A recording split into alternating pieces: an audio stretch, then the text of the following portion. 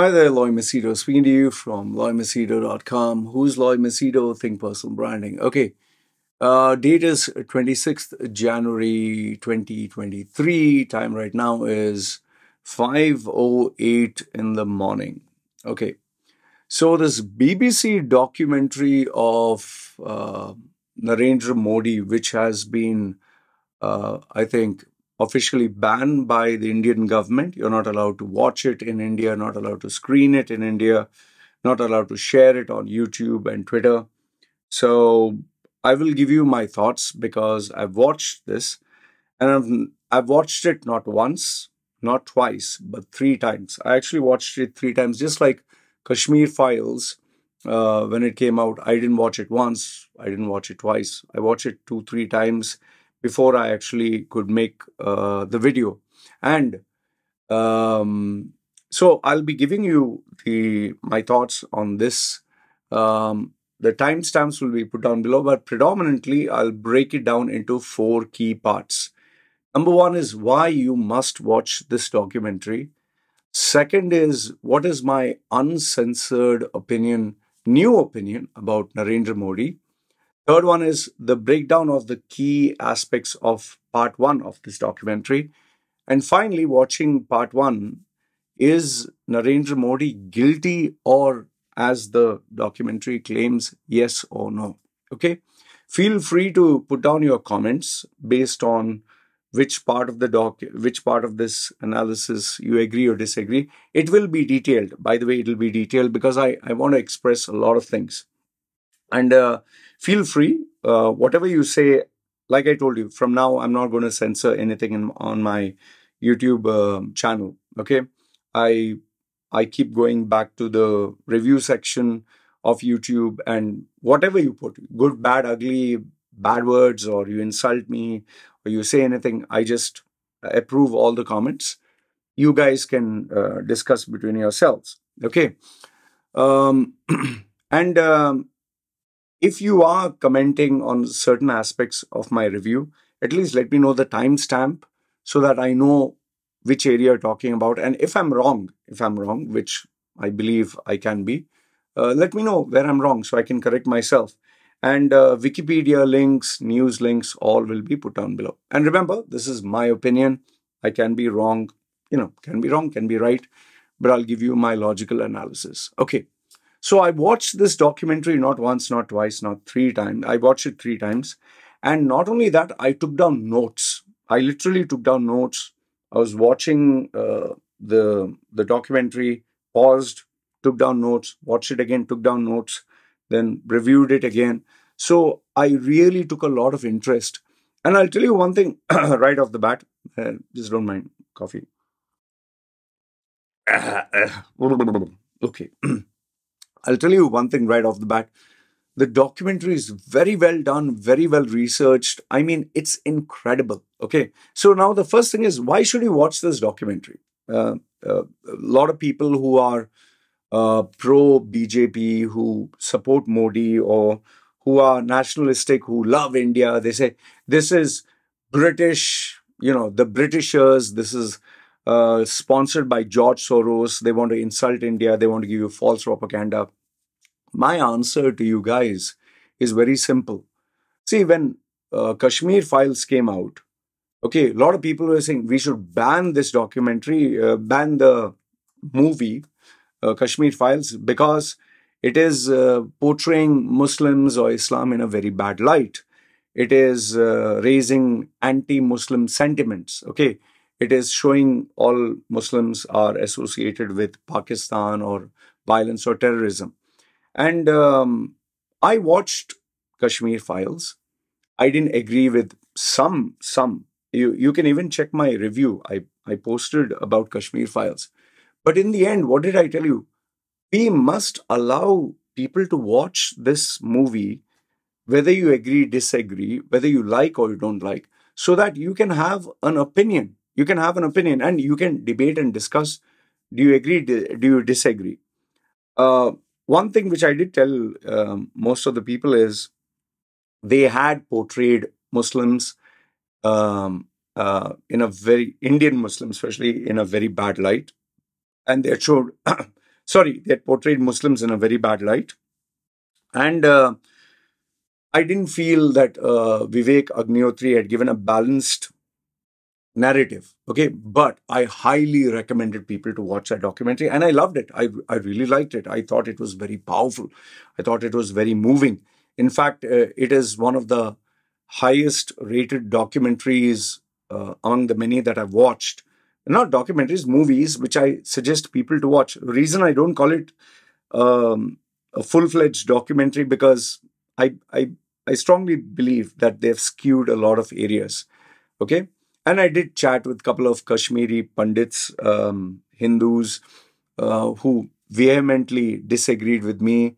Many of them, some of them, not many of them, some of them who passionately believed in this abused my wife and daughter and said, "What if I were to, do this to your daughter or your wife?" I understood. It's perfectly fine. Okay.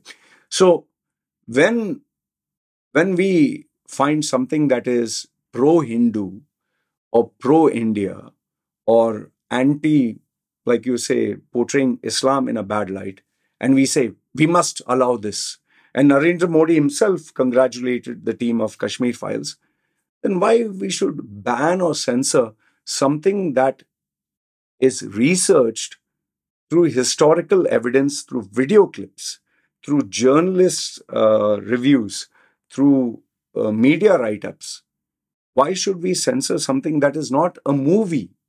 This is an actual documentary. So, whether you agree or disagree, I strongly believe you should watch it. The reason being is it gives you both sides of the story. And, I took down the names of all the people who, I'm just looking at the screen, my notes on um, uh, the iMac. See, the people who they have taken interviews, um, Alishan Jaffrey, who's a journalist, Jill McGivering, who is a former BBC reporter. Don't mind, I'll murder the names. No pun intended there. Means I'm not very good at names. Swapna Das Gupta, former BJP MP and member of BJP National Executive. Then Nilanjan Mukhopadhyay, who's a journalist and author of Narendra Modi, The Man, The Times. So there are many authors, many people who have researched, spent years and years researching and writing books on Narendra Modi. They also are there. Then Akar Patel, who's the chair of Amnesty International, Professor Christoph Jafferlot, who's author of Gujarat under Modi. He's from King's College in London. Dr. Swadesh Singh, who's a political scientist, former VP of BJP Youth Wing. Some of these guys very well articulated, by the way, even though they are supporting, some of them are supporting Narendra Modi. Then Jack Straw, who's the foreign secretary from 2001 to 2006. Dr. Chris Ogden, Indian political expert, University of St. Andrews. Cedric Prakash, who is based in India, Jesuit priest in Gujarat, and who was involved in the Citizens Tribunal. Hartosh Singh Bal, who's an investigative journalist. Dr. Subramaniam Swamy, who's a former BJP MP and critic of Narendra Modi. And Dr. Akashi Bhatt, Sanjeev Bhatt's daughter, that IPS officer. So, see, if you're saying something is fake, if you're saying something is a propaganda, you're talking of a lot of educated minds. You're talking of people who have done a lot of research. So you can't just dismiss all of them. That, I say, is a bias. So my first request to each and everyone is, if you can watch this documentary, please watch it. Okay. And it's not to spread hatred. It's not to hate Hindus or hate the Muslims. It is to have a balanced view. Even in media today, even the news, it's good to have both sides of the story. Okay, so that's the first one. Now, coming to, and yeah, this is a big thing. Let me drink coffee for my voice also. See, another mistake that I think the Indian government did, well, I guess they didn't have a choice. By censoring this documentary, you have actually created more intrigue. To tell you a fact, I was not planning to watch this documentary. I really was not thinking. But then when they decided to ban it and said, you can't even share it, I was like extremely intrigued. I was like, man, I need to watch this documentary. And I stopped everything else. I put this on a priority listing. I asked guys, man, if you get a link, please share it with me. And that was the first thing I did as soon as I got the link. And I watched it 3 times. Why? Because the Indian government censored it. The Indian government said, this is banned. See, when you ban something, no, you make people want to watch it even more. Okay. So that was it. Now comes to the next part. Okay. The second part of my video, that is, what is my new opinion of Narendra Modi? What is my new opinion? Before, I must have had an opinion. So now, what is a new opinion? Man, I'll tell you something. And this is uncensored. I'm telling you, heart of hearts. Modi is, after watching this documentary, I have realized, forgive me for my ignorance, but Modi is the most powerful man in the world. He is as or even more powerful than Putin, is as or even more powerful than Mohammed bin Salman of Saudi, is as or even more powerful than the President of the United States of America. After watching this documentary, I realized this. And I'll tell you this, maybe you know or you do not know, I am fairly decent at reading people. I'm fairly decent. Why? Because my survival based on it. I read people, study their body language, read in between the lines. That is why many of my clients, when they pay me money, can you analyze this person, that person, my girlfriend, my mother-in-law, my mother, father, or my boss? And I break them down and I analyze. And people pay me money, and I've been doing this for, I think, from the age of, I think, 16. I used to do it as a hobby. And I found out I had the ability to read in between the lines, which has become better over the period of time. When I studied Modi's interview clips and I studied them very closely, I looked at them very, very closely. He is a very, very, powerful man. Very powerful. I have to be very careful with my words. He's not only charismatic, he's not only a leader, he's born for this job. He, he can be very dangerous. If you get on his bad side, he's very, very dangerous. In fact, I'll tell you this. He's the right man for the job. For India, he's the right man for the job. Just like for Saudi, Mohammed bin Salman is the right guy. For Russia, Putin is the right guy. Okay? Every country, you need someone with an iron fist to rule the country. For India, with such a massive population, with crazy people, with people if you give them, they say, if you give them the finger, they'll eat your hand. Modi is the right guy. I know that he's pro-Hindu. I'm aware that he is very nationalistic and he may not like certain, whatever, religions or cultures, whatever people say. But he's the right man. Just think, I've written down a few notes. Just imagine, he is the leader of the largest democracy. He is the leader of a nation that has the highest amount of talent, manpower, raw material, purchasing power, technology. The list never ends. He is, Russia, the Arab states, USA is literally going begging. Before, they used to care a damn about India. They used to think India is poor. He is the man who turned India around. Okay. He has such an amazing leadership IQ that today everyone in India, the majority, are just clamoring to him. He might have failed in so many areas, like the demonetization is a failure. There are so many areas that he has not actually succeeded. Even the handling of COVID was not actually to the mark. Even unemployment. There are so many challenges where Modi has failed, but still they love him. They love him. They admire him. They are ready to dance to whatever he wants. You might say it's with fear, but this is all the hallmarks of a great leader. I'll tell you this, that I have a newfound kind of respect for Modi. You might say, Loy, I never expected you. How can you admire? Like when I said I admired Mohammed bin Salman or Sheikh Mohammed or admired Putin, people said, Loy, you're such a cold-blooded guy. You don't listen. In politics, there are no saints. There is only the better of two evils, like they say.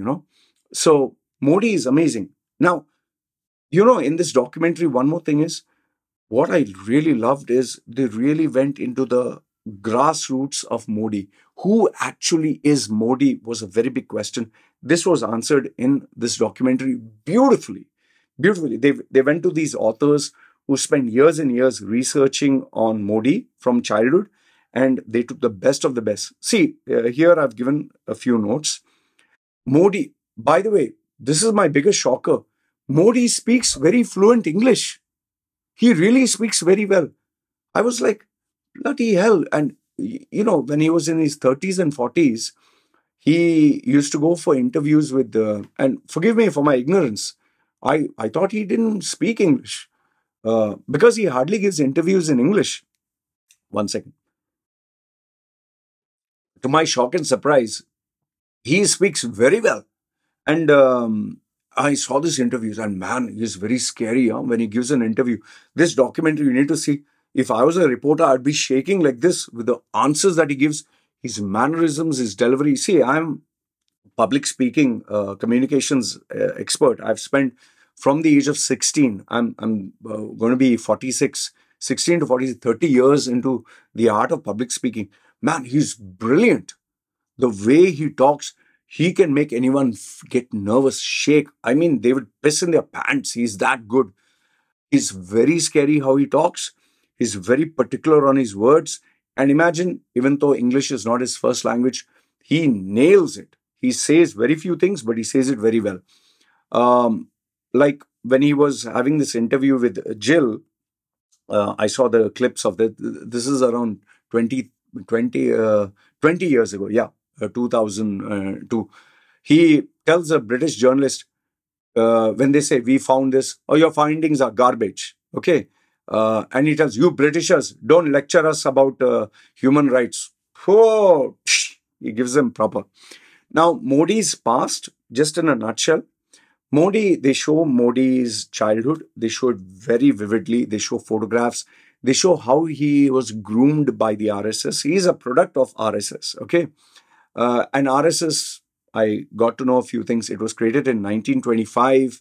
It's to unite the Hindu society, the Hindu culture. It's a political organization with the view to make Hinduism, with a way to make India a Hindu nation. Okay. And, there's nothing wrong with that. They are very proud of their culture. They're very proud of who they are. Okay. And it's shaped as a Boy Scout, but then they have also a very hardcore, iron-fisted, like ironclad kind of obedience. You have to have unquestionable obedience. What they tell you, you must do. It's like the army. So most of them are recruited when they are small children. So they're kind of, like you could say, brainwashed into believing the ideologies. Because remember, if you want religion to spread, teach someone when they are small as kids. Whatever you ingrain into children, right from a very small age, they will believe unquestionably. So on the critical side, they also say it is like fascism in Italy or Nazism in Germany. Okay.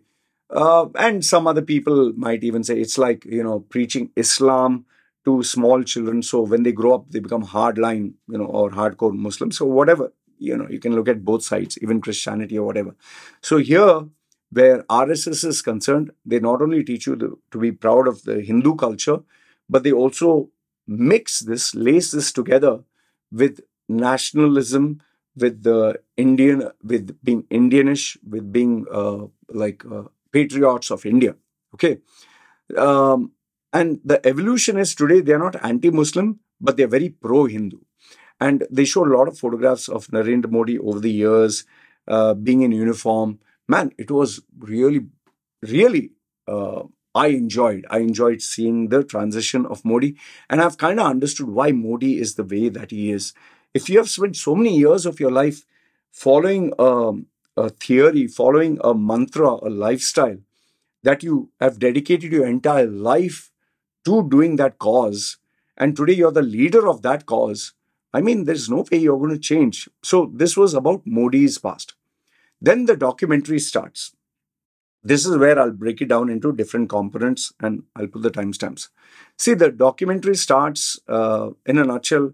It starts with a British man of Indian origin whose name is Imran Dawood from Yorkshire, not related to Dawood Ibrahim, the criminal. He is stays in UK, and he had visited India, unfortunately, during the 2002 that incident that took place. That was the Godhra, the murder of the Hindu pilgrims on the train. Now, I'll tell you that that incident is very sad. It's really sad. 59 men, women, and children were killed in a train. Now, there are claims that this was done by a Muslim, by Muslim extremists, although they haven't found out who exactly did it. So, was it an accident? Was it murder? Like I'm being honest with you. I don't know who is the person who did that.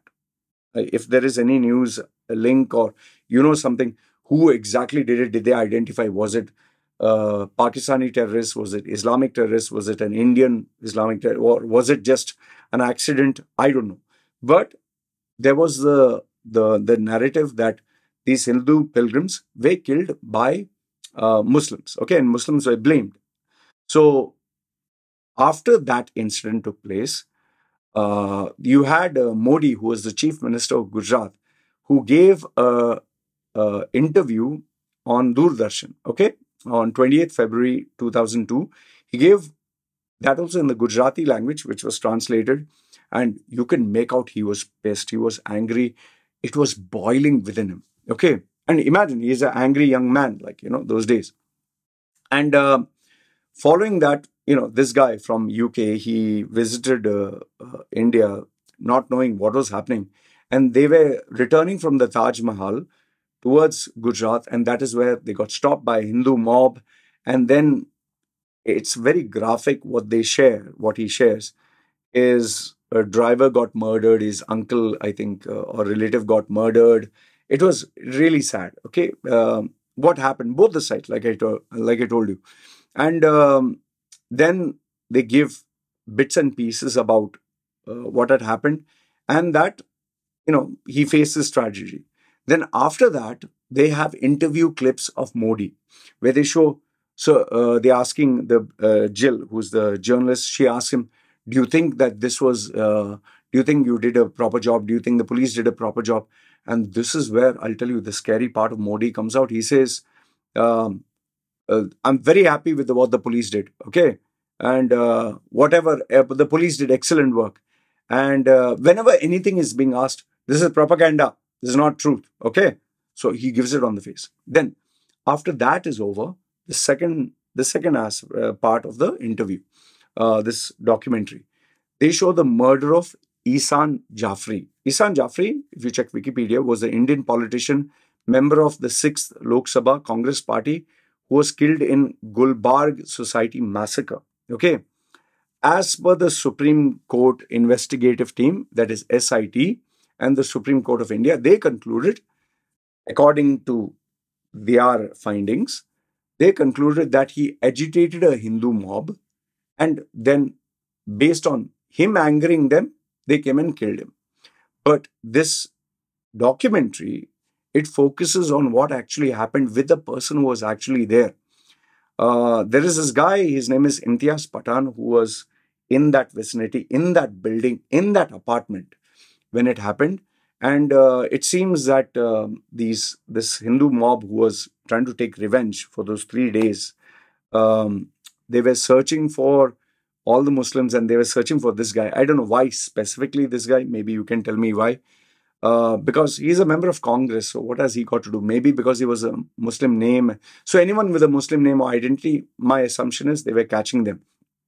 So when they were searching for this guy and ready to kill women and children and all that, so this guy finally, what he did is, because he's a member of politics or Congress, he called up, as per this documentary, he called up Narendra Modi.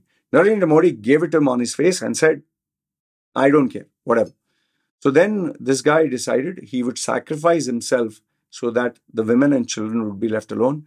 And there, in a very graphic way, that guy, Imtiaz Pathan, he says, this is what they did to him, and they killed him.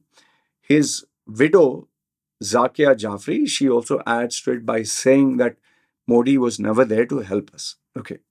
Then comes the third part of the documentary, that is the interview with Jack Straw, who was a foreign secretary from 2001 to 2006. Now, here's a few shocking bits. He says that they found this whole incident very disturbing.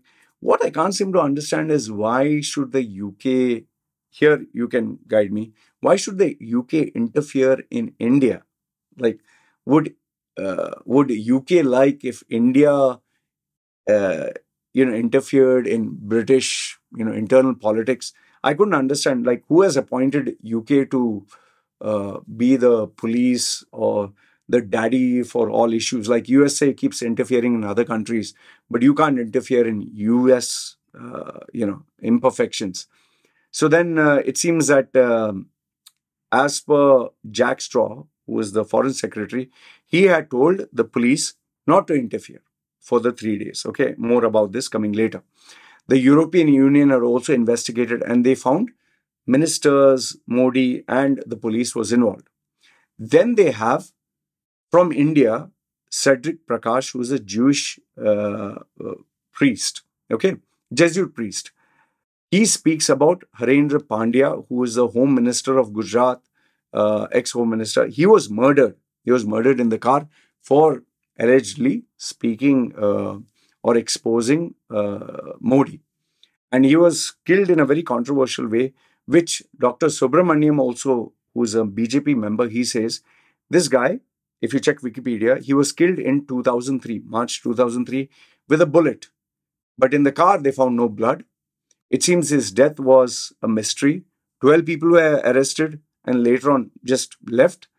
The Supreme Court also overturned this decision. Now, before you jump the gun and say, see, if the Supreme Court has decided, what's your problem? Here's the thing that you really need to think about. And I'm not just focusing on Modi. Anyone in power, anybody in power who has so much of power, so much of money, so much of influence, you think they can't change lawyers, you think they can't change judges, you think they can't change people. Man, like, for example, Sheikh Mohammed, who is the ruler of UAE, or Mohammed bin Salman, who is the king of Saudi. You think he can't appoint his own judges? You think he can't appoint his own lawyers? You think he can't change the entire system? Man, the system belongs to him. You'll say, oh, that is not a democracy. Man, you're mistaken. If you think that if you say the word democracy, everything is fair and square, there is no corruption, there are no bad people, you need to use your head a little bit. Wherever there is money, wherever there is power, there will be influence, undue influence, whether you like it or not. So here what happens is the mysterious circumstances by which anybody who has criticized Modi, okay, what is happening to them, you really will wonder, like, bloody hell, this guy spoke against Modi, see what happened to him. This guy stood as a witness for Modi, see what happened. This guy was a member of his team and he did, this is what happened. So, when you have too many recurring incidents, you scratch your head and begin to think, bloody hell, so if I were to speak something, what would happen to me? And here's, for those of you who still don't agree with me, simple challenge.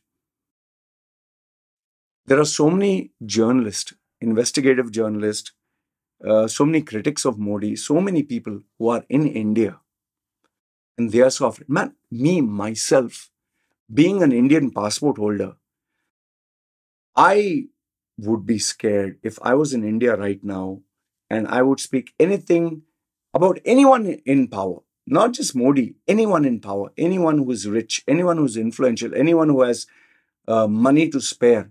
I would be very afraid because people, they would just maybe turn up at my door or do something. And then if you speak against someone who's powerful, maybe his followers, not him, maybe his followers would just come and set the place on fire. And in places where poverty is there, you can just pay someone even $100. They may be drunk or something. They'll take a gun or knife and slit your throat or just shoot you, man. Shoot you to death. This has happened in Mexico. This has happened in Venezuela. This is in any country, whether it's Africa or anywhere else. It can happen in Pakistan. You think it cannot happen in India? And I'm not saying just Modi, anyone in power. So it is a very scary thing. Then the documentary moved towards how Modi won the election in Gujarat. Brilliant. Modi realized that if he focused on the victimhood feelings of Hindus, he would win. And that is where he said, he started associating with I stood for Hindus, they are trying to destroy me. I'm there for you, Hindu, my brothers and sisters. I'm paraphrasing. And he says, and every time he would speak, Hindu people are gathered, he would say, Bharat Mata ki jai, and Vande Matram. So he would mix nationalistic pride, patriotism, and religion. Very powerful components to help him get elected. And he always focused on his tagline, good days are coming back, like Achhe Din, which is in Hindi. Then comes the old interview with that journalist, Jill, with Modi. This you must see. You want to analyze Modi's character, you need to see this. Oof, I was like, bloody hell, if I was taking Modi's interview, I'd be shivering like this. Some of the key phrases Modi used in this interview is, you correct your information first. Then, I don't agree with your analysis, misguided, where you picked up this garbage. This is false propaganda. You're a victim of this propaganda. No one has right to talk about the internal government, about the internal workings of India or government of India. Human rights. Please don't preach about human rights. You Britishers should not preach to us. And when Jill asked him, what do you think should have been the areas to improve for your leadership? The answer would be the way I managed the strikes or protests. He said, the way I handled you media. So, I mean, he really knows how to face media. He really knows. And all this was in English. Huh?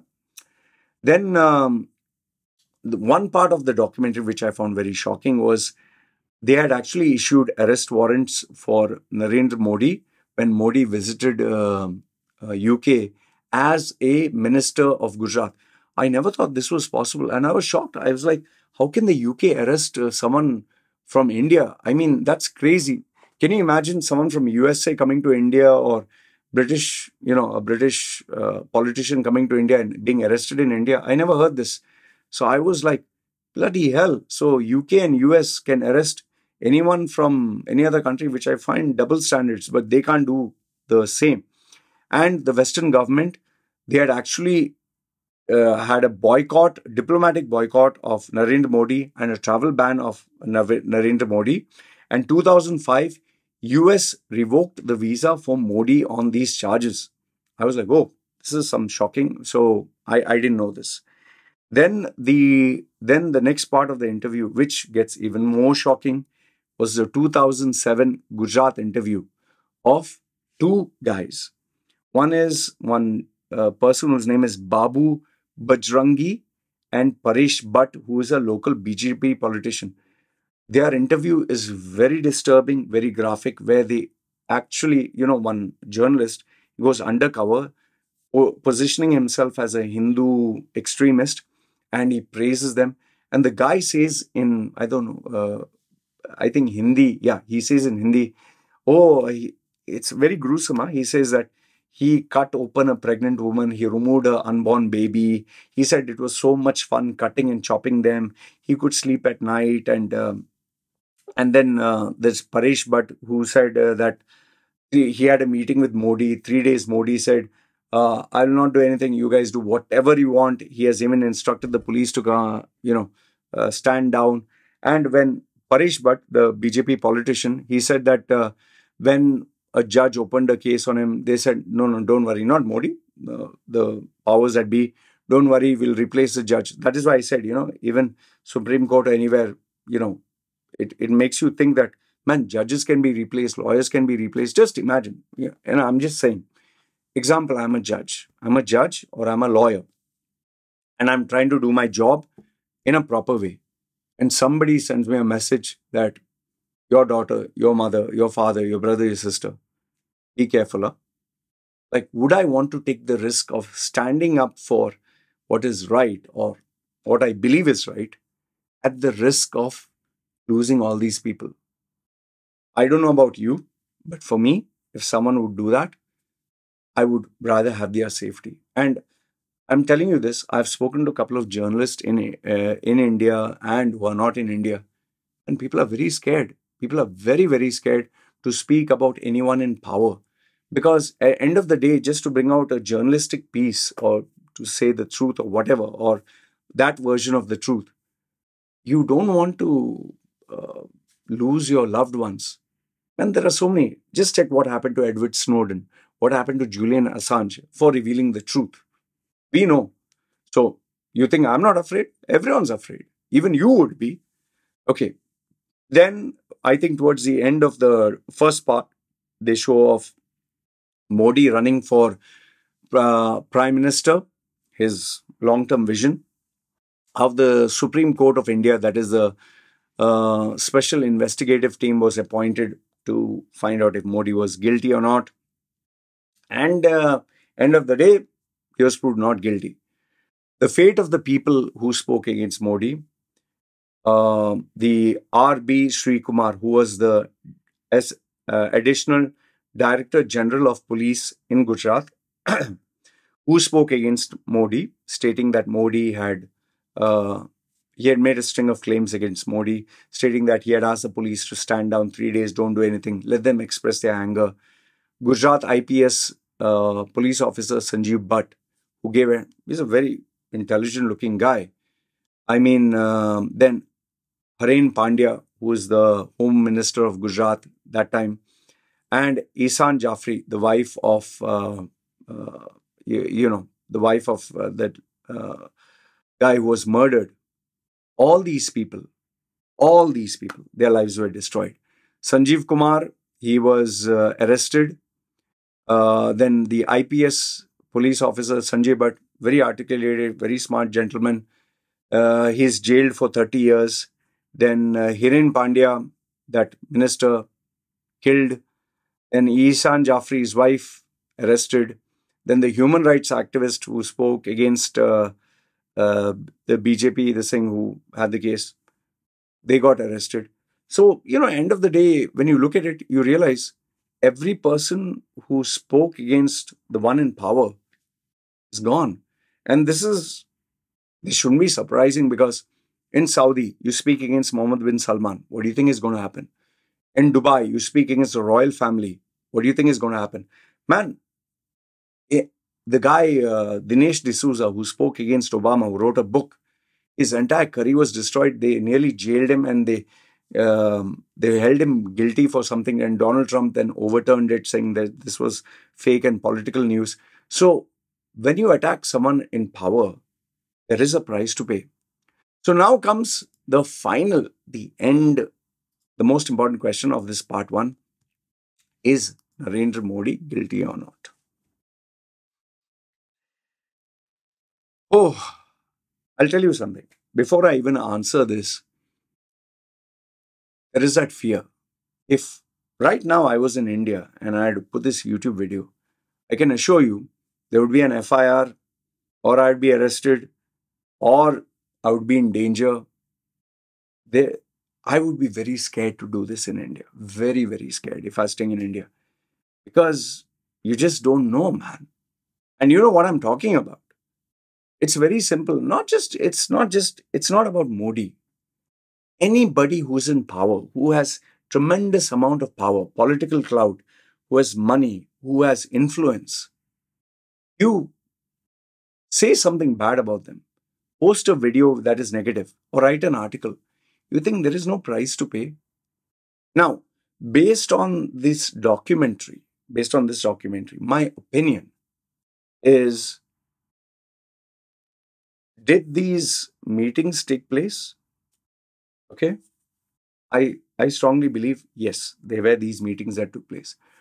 Did Modi tell the police, stand down 3 days, allow these people to just express their feelings, run rampant? I believe there is a modicum of truth in that. Okay. Uh, but did Modi murder anyone? I don't know. Man, that is going too far fetched. I don't think Modi is a murderer. I don't think Modi is, for lack of a better word, like he will look at someone, kill this guy, kill this guy's wife killed. No, he's not that kind of person. He's a politician. Okay. Uh, but when you are in that position of power, you can be the president of United States. You can be anything. Um, and don't take me out of context when I say this. When you are the president of a country, to save a nation of, let's say, 100 million people, if you have to bomb a place where there are four, five terrorists, really wanted terrorists, but 100 innocent people, you will sacrifice. It's called collateral damage. So Modi has done what was required to ensure that the bigger picture was taken care of. Now, do you agree with the bigger picture? Do you not agree? That is up to you. That depends on which side you are. He did what was required in terms of his upbringing, his value system, his patriotism, his association with the Hindu culture, RSS, and with India. Okay. He did what he felt is right. And according to the role that he played as per this documentary, he wanted these people, you do what you have to, I'll close my eyes, but after 3 days, stop. Because others, how do you manage a crowd that is going berserk, man? How do you manage? I was really thinking if I was in his place and here I have people's blood that is boiling and I'm a young man, I'm in my 20s or 30s and I'm a hot blooded guy, how would I control all of them? Someone attacked my values, my religion, my people. How would I take it? When we are young, we do a lot of things. Okay. Maybe when we are older, maybe, for example, if Modi was 80s, 70s, or 80s, maybe it would have been different. Okay. So that's what I believe. Now, uh, having said that, the flip side is show me which politician is innocent. Show me which politician has a clean chit. Show me which politician has done everything right. Whether it is revealing the John F. Kennedy files, whether it is pardoning Edward Snowden and Julian Assange for telling the truth, whether it is exposing the corruption in your own political party and admitting your mistakes. You know, I know, everyone knows politics is a dirty game. So, when politics is a dirty game, how do you play the game? You have to play it dirty, right? You can't play it clean. You can't be honest. You can't be sincere. Modi has done whatever is required for the long term view of his party, for his vision of India, and for what he felt was best. And if you look at all the bad and all the good, Modi, as of now, has succeeded in bringing together India towards a common goal. Yes, there are failures of Modi, yes, but there are plenty of achievements of Modi as well, from sending the man to space to making India a respectable superpower to literally having USA wag their tail like a dog for the politicians, not the people I know. To even Putin and Russia wanting to be friends. Man, how many Gulf Arab states today are literally begging for being in the favorable books of Modi?